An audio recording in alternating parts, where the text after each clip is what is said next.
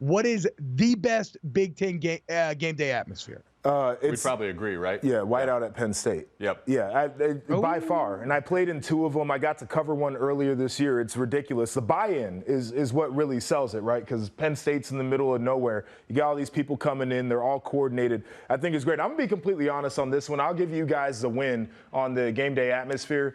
Like, the big house, it's not that exciting.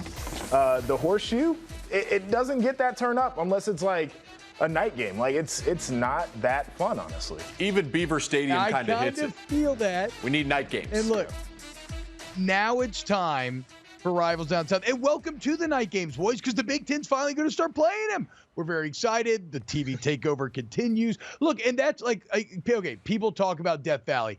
And Joshua, you're actually, you know what, since we're all being nice and this is a trust tree, Death Valley doesn't always hit what its reputation precedes it to be anymore, right? Like this weekend against Auburn, I think it will. It's a night game. It's a big SEC opponent. But, you know, sometimes fans get a little spoiled. I will say, though, when you got a bunch of Cajun people that have been drinking from the first thing when they wake up, like there's nothing gimmicky, there's no chandeliers or anything. It's just if you love smoking, you love alcohol, you love day drinking and a night drinking, you love South Louisiana cuisine like gumbo, jambalaya, sauce pecan, boucherie if it's Arkansas week, fried gator when it's Florida. Death Valley at its best is just a madhouse of debauchery and sin. Yeah. And I think that's why it's probably so much fun. Mike, but y'all got some cool stuff going on in Tennessee, dude. Yeah, no doubt. But I'll credit you, T-Bob, because LSU is the closest thing I've been to a music festival. So, yeah, I think LSU's atmosphere is unmatched. Tennessee at night, the swamp, Florida. I mean, I was a little kid. I got beer. It wasn't beer. It was urine poured on me in a beer cup. I was about 7 years old. That's when I came to respect the swamp and how hostile they could be to Tennessee people down there.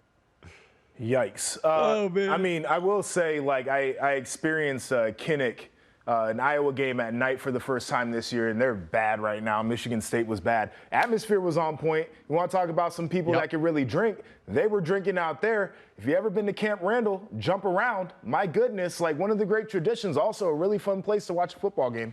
Big Ten's just getting around to serving alcohol at stadiums, too. What's the percentage of SEC schools that are serving alcohol during games?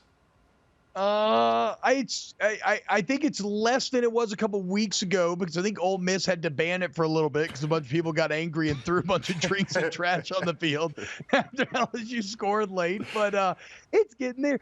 But the thing is, dude, look, whether it's the world's largest outdoor cocktail party wherever at in the SEC, and it's the same in the Big Ten, necessity is the mother of invention. And we can all appreciate the different ways in which people have found to sneak alcohol into venues. Absolutely. Whether it's in a bra, a sandal that turns into a flask, like it's unreal. What you got, Josh? Yeah, so I had a friend who would love to sneak alcohol into these venues, and what she said is she would put the mini bottles in a bag, and then she would put tampons on top of the mini bottle. Then she would find the youngest dude working security because he wasn't going to want to sift through all of that. He was going to see the tampons and be like, I'm good. This is not a thing I want to get into. And so she would have her mini bottles ready to go during the games. I once met a Swedish girl at Mardi Gras who told me that they used to soak tampons in vodka and keister it. Super aggressive, very dangerous, I would later find out, but I will never forget it. We're in some random hotel room in New Orleans. I mean, it is burned into my brain, boys. Yeah, that would be I would also say, burned into mine, too. I mean, Mike mentioned the swamp. The thing about the swamp is it's built straight up, okay? I don't know about the tailgating, but the actual, it's built straight up. It holds in all that sound, and what you got to imagine is it's 90,000 Florida men. And this is a non-gender specific Florida man. Like, I don't mean literal man, but it's 90,000 Florida citizens just losing their mind after a day of drinking and wearing jorts and hot weather and mullets. It is insane. I would love to see jump around at Camp Randall for what that's worth. That's what makes Penn State special. It's vertical. That's what kind of hurts the big house. There's not a bad seat in the house, but it's more out than high. But I don't know if I missed this because we got an LSU guy and we got SEC Mike. What is the best atmosphere in the SEC if you had to pick one? If I had to pick one, again, it's probably LSU, but one everybody sleeps on, I think, is Jordan Hare. Well, I'll give you. Speaking of keistering, you want an entertaining read? Google University of Tennessee butt chug. That was a national story about 10 years ago. So, yeah, we have a good time there at Tennessee running through the tee. It smells more like Jack Daniels than it does football at a night game there in Neyland Stadium. I love it. There is a press conference where a lawyer's standing in front of a bunch of Tennessee frat boys, and he literally is having to legally explain butt chugging and why it's wrong. And my client, it is an all-time good internet. But Mike, this is what I've always wanted to do. Have you ever gone tailgating on the boats in Knoxville? Because y'all have like actual water tailgating. Oh yeah, absolutely. They call it the Vol Navy for a reason, and you just knew. That game, Georgia State, horrific upset if you're a Tennessee man. They had one of the boats burned down right before the game, and that was basically the end of Jeremy Pruitt, because you knew once the Navy started catching on fire, there was no hope for the University of Tennessee. Thank God Josh Heupel has saved us. A literal omen from the tailgate gods. Well, look, Joshua, Jake, I think we can all agree on this, right? Is that, again, Big Ten's about to be the Uber Conference. SEC is about to be an Uber Conference.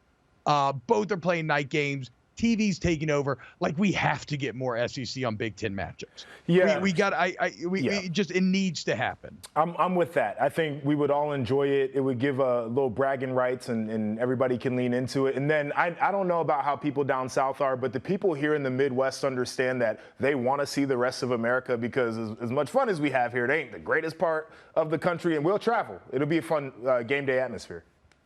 Look, man, there's a reason why the Midwest and the South both love football so much, because like there's not a lot to do. Economically, things are challenging in a lot of these places. We just want to drink, raise our families, and watch football on Saturday and Sundays. It's awesome. We're more alike than you think. It's just, you are right. I am so soft when it gets cold. We used to have to play in 50 degrees at Arkansas. I might as well have been freezing. Thought I'd gotten tossed out of Siberia. Hate it. Boys, red corner, blue corner, y'all are the best. Have a great day, and I'm sure we will be seeing you soon. Unfortunately, it's Joshua Perry, Jake Butt. Right now, it's time to talk a little Tennessee SEC, Mike, as they got a big one coming up in Neyland this weekend. And if Tennessee's going to beat Texas A&M, it's going to be with the running game. And look at this trio, this three-headed monster in Jalen Wright, Jabari Small, and Dylan Sampson. Mike, I want to break down this game, but first, here's what Dylan Sampson had to say about being part of such a talented running back room. When you go into our running back room, it's just the mentality we choose to step on the field with. The mentality we put on when we put our cleats on at practice, it's to be the best. Practice the best, play the best, and it's just that mentality. Like, first guy not going to bring us down, man. Like, there's no drop-off when you put either one of us in the game, and we give all for Tennessee every time we touch that field. So that ain't just talk. That ain't, they're walking that walk right now. Tennessee leading the SEC in rushing, the only team over 6 yards per attempt right now, like the entire team over 6 yards per attempt. But A&M's coming to town, and they are by far the best rush defense in the league. 80 yards a game, the only team allowing less than 3 yards per carry. Good on good. Something's got to give, Mike. How are you scoring this one? Yeah, you referenced Tennessee, the number one rushing attack in the SEC. T-Bob, they're 12th in attempts. So they're getting the most out of every carry they get with a trio there. But here's the problem, T-Bob. Like you said, A&M, number one in the SEC defending the run. Bama 4, that's their next one. Kentucky number 2, Mizzou number 5, and Georgia number 3. That's their next 5. SEC is the entire conference that's good at stopping the run. So we'll find out how good Tennessee is for real, and it starts on Saturday. I think it's going to come down to Joe Milton. I really do, and I get getting enamored with the rushing attack, but A&M's going to stifle it because they're going to sell out. They're going to make Joe Milton beat them. Brew McCoy, receivers out for the season. The receivers are down. They've not been nearly as productive as we thought. I think this one, they're going to force Joe Milton to beat him, and I don't know if he can do it. Well, and I wanted to talk a bit about Brew McCoy, if you could expound on it, because, look, last week, A&M forced Jalen Milroe in Alabama into a very similar spot, right? And he did it, and he did it a lot by relying on Jermaine Burton. Well, now you don't even have McCoy. Is there anybody left on this Tennessee team, Mike, that you think can kind of help, pick up Milton, say, okay, look, if it comes down to us, we can get this done? Yeah, name to know, and if he has a big game, he's going to be a national star. Squirrel White. He's kind of the next Jalen Hyatt, smaller guy, diminutive guy, but he has been their most explosive playmaker at the receiver position. But for some reason, they've just been doing dunking, dinking, diving all the way down the field with a lot of screens, and they use Brew McCoy as that lead blocker. He's a hulk of a wide receiver. I don't think they have another guy like that on the roster. So again, they're going to have to push the ball down the field. Squirrel White, another guy to keep your eye on. Dante Thornton, Oregon transfer.